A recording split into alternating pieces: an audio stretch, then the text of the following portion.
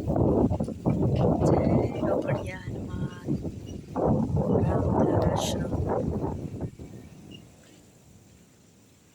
सुंदर मजानो पवन अत्यारे मीठो मीठो वाय छे।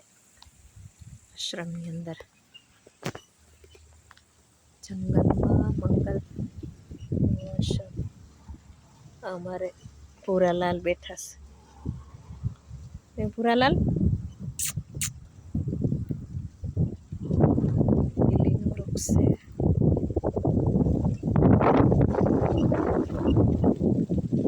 સુંદર મજાનું વાતાવરણ છે। અત્યારે કુટિયા છે આપણી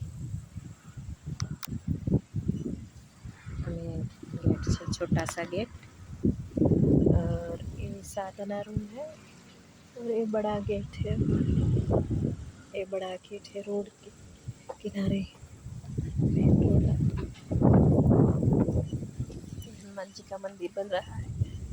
अधूरा काम छोड़ दिया क्योंकि पानी की दिक्कत है ना। इस आराम